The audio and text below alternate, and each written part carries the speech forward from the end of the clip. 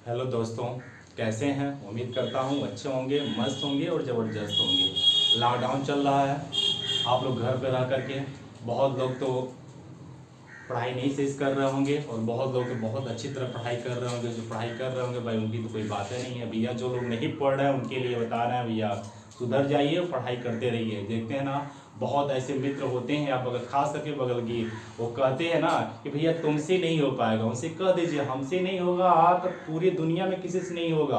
और उनको बता दीजिए कि दिन भी गुजर जाएंगे, हंसी उड़ाने वाले के चेहरे भी उतर जाएंगे। जिस दिन वदन पे सितारों वाली वर्दी होंगी, उस दिन हम सबके माँ बाप के चेहरे फूलों की तरह खिल जाएंगे, फूलों की तरह खिल जाएंगे। भैया उनको दिखा दी इस बार का भी, जो कहते हैं ना कि भैया तुमसे नहीं होगा, उनको इस बार उनके गाल पे सफलता की इतनी बड़ा जो है चमाटा मारा जाए कि उनको जिंदगी भर याद रहे।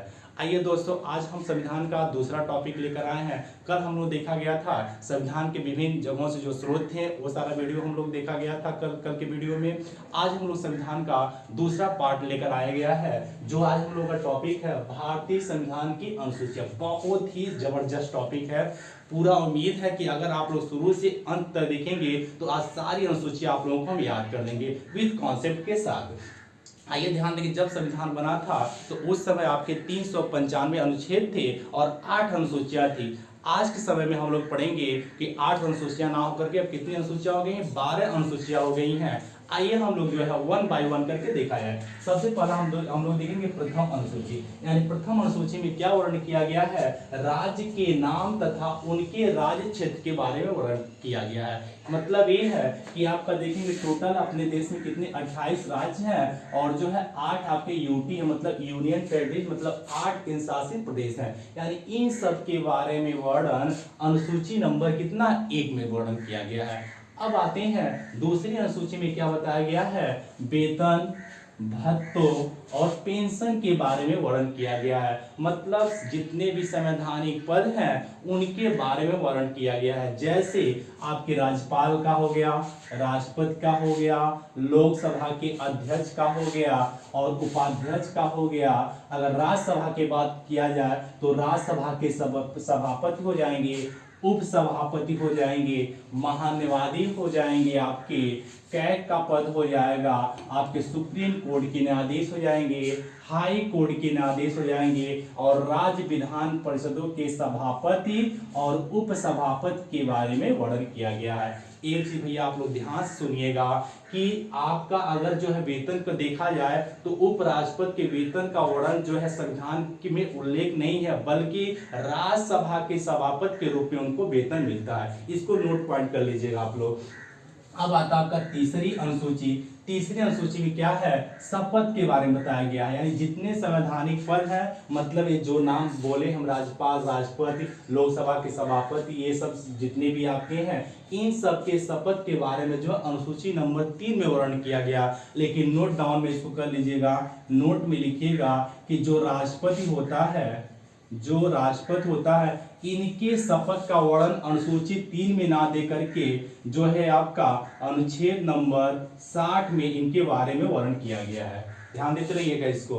अब आते हैं आपके जो है चौथी अनुसूची। चौथी अनुसूची में क्या है आपका कि इसमें है आपका राज्यसभा, केंद्र शासित प्रदेश के सीटों का बंटवारा। मतलब जितने भी विधानसभाएं हैं उनके सीटों का बंटवारा किया गया है। आप देखेंगे कि टोटल आपके पास कितने हैं, 28 राज्य हैं प्लस 8 केंद्र शासित प्रदेश हैं। लेकिन 8 केंद्र शासित प्रदेश में से 2 केंद्र शासित प्रदेश यानी पांडुचेरी और दिल्ली में ही क्या है, विधानसभाएं हैं, वहां के सीटों का बंटवारा किया गया है। जैसे बात करें कि अपने उत्तर प्रदेश में अगर जो देखा जाए राज्यसभा सीटें कितनी है, 31 हैं। कितने हैं आपके, टोटल 31 हैं, मतलब 31 सीटों के बारे में बताया गया है। अब आता है आपका जो है पांचवी अनुसूची। कितनी, पांचवी अनुसूची। इसमें क्या है वर्णन किया गया है, अनुसूचित जाति व जनजाति क्षेत्रों के प्रशासन तथा नियंत्रण का वर्णन किया गया है। यानी एससी एसटी के प्रशासन और नियंत्रण के बारे में क्या किया गया, वर्णन किया गया है।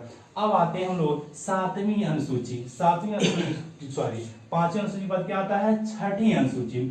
छठी अनुसूची में ध्यान देंगे, यहाँ अनुसूचित जात था लेकिन यहाँ अनुसूचित जात छोड़ दिया जाए, सिर्फ जनजात के बारे में ध्यान देते रहिएगा। जनजात के क्षेत्रों खास करके कौन कौन से राज्य हो जाएंगे, असम हो जाएगा, मेघालय हो जाएगा, त्रिपुरा हो जाएगा, मिजोरम। इन राज्यों को जनजातियों के बारे में जो है प्रशासन या नियंत्रण के बारे में वर्णन किया गया है। कैसे याद करेंगे, एक ट्रिक होगा, ध्यान देंगे, ट्रिक है आपका नमक। नमक को पकड़ेंगे तो तीनों आपका हो जाएगा, आपका याद हो जाएगा।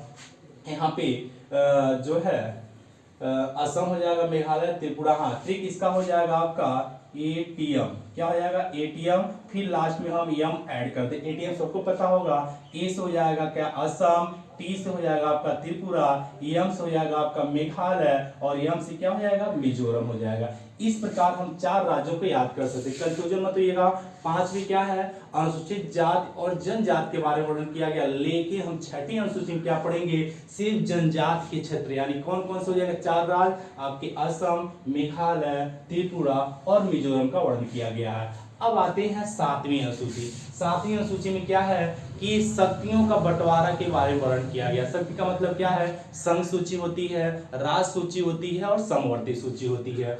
अगर हम संघ सूची की बात करें तो संघ सूची में, जब संघ सूची का मतलब क्या, इस पे किसका अधिकार होगा, सिर्फ केंद्र सरकार का अधिकार होगा। इसमें जब संविधान बना था तो उस समय कितने इसमें विषय थे, इसमें टोटल आपके 97 विषय थे, लेकिन अब प्रेजेंट टाइम में कितने हो गए हैं, 100 विषय इसमें हो गए हैं। राज सूची की बात करें, राज सूची का मतलब इसके जो विषय होंगे, इस पे नियम कानून कौन बना सकता है, सिर्फ राज्य सरकार बना सकती है। जब मूल संविधान था तो उसमें टोटल कितने विषय रखे गए थे, आपके 66 विषय थे, लेकिन प्रेजेंट टाइम में कितने हो गए, 61 विषय हैं। मतलब कुछ लोग सोच रहे होंगे पहले 66 था, अब वर्तमान में कितने हो गए, 61। 5 कहाँ गए भैया, जो 5 यहाँ से हटे हैं वो कहाँ चले गए, समवर्ती सूची में चले गए हैं। अब समवर्ती सूची में जब संविधान बना था तो उस समय टोटल आपके पास कितने थे, 47 थे, लेकिन अब कितने हो गए, 52 विषय हो गए। कितने, 52। मतलब 5 यहाँ से निकल कर कहाँ आ गया, आपका समवर्ती सूची में आ गया।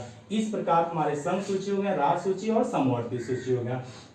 अब आती है 8वीं। 8वीं में क्या है कि इसमें 8वीं में भाषा का वर्णन किया गया है। मतलब मूल संविधान में कितनी भाषाएं थी, आपकी 14 भाषाएं थी, बट अब वर्तमान में कितनी हो गई हैं, 22 भाषाएं हो गई हैं। आइए देखा जाए कि आपके जो है आगे जो आपकी भाषाएं बढ़ी हैं, कैसे बढ़ी, आइए उनको देखा जाए। सबसे पहले देखिए यहाँ नोट लिखे हैं। नोट में लिखा गया है कि 21वां संविधान संशोधन 1967 में इसमें एक भाषा जोड़ा गया था, सिंधी। पहले कितने थे मूल संविधान में, 14 भाषा प्लस एक भाषा जोड़ दिया गया, सिंधी। टोटल कितने हो गए, 15। अब आते हैं दूसरा, यहाँ लिखे हैं दूसरा पॉइंट नोट में, 71वां संविधान संशोधन 1992 में 3 शब्द जोड़े गए। कौन कौन हो जाएगा आपका, नेपाली, मणिपुरी हो जाएगा और कोंकणी हो जाएगा। ध्यान देंगे कैसे याद करेंगे, ये ट्रिक है आपका नमक। क्या है, ट्रिक नमक। नस हो जाएगा आपका नेपाली, मस हो जाएगा मणिपुरी और कस हो जाएगा आपका कोंकणी। इस माध्यम से, इस ट्रिक के माध्यम से हम 3 को याद कर सकते। 3 भाषा 16 हो गए, 15 हो गए, प्लस 3 जोड़ लीजिए, कितने हो गए, 18। अब आएंगे इस नोट नंबर 3 में। इसमें है 92वां संविधान संशोधन 2003 के तहत 4 भाषा को जोड़ा गया था। बोडो हो जाएगा, डोंगरी हो जाएगा, मैथिली हो जाएगा और संथाली हो जाएगा। कैसे याद करेंगे, ट्रिक के माध्यम से इसको भी हम याद करेंगे। ट्रिक क्या हो जाएगा आपका, मैथ में पढ़ते होंगे बोर्ड मास। क्या पढ़ते हैं, बोर्ड मास। इसके माध्यम से हम याद कर सकते हैं। बी ओ से हो जाएगा बोडो, डी से हो जाएगा आपका डोंगरी और एम ए से क्या हो जाएगा, मैथिली और एस से क्या हो जाएगा, संथाली। इस ट्रिक के माध्यम से हम 4 भाषा को देख लिए तो टोटल कितने हो गए आपके, 22 भाषा। कितने हो गए, 22 भाषा। यानी वर्तमान में कितनी भाषाएं हो गई, 22 भाषाएं हो गई। अब ध्यान देंगे, अब आता है आपका 9वीं अनुसूची। यानी मूल संविधान में तो 8 हम लोग पढ़ लिया गया था, लेकिन अब देखा गया है 9वीं अनुसूची है, जो ये है आपका, ये जो है आपका 9वीं अनुसूची देखेंगे, इसको आप जो है फर्स्ट संविधान संशोधन यानी 1951, यानी जो पहला संशोधन था वह 1951 में, वो किससे संबंधित था, भूमि सुधार से। अब देखें कुछ समय बाद क्या है, भूमि संबंधी समस्या आने लगी, इस वजह से जो इस अनुसूची को जोड़ा गया है आपका। अब आता है आपका 10वीं अनुसूची।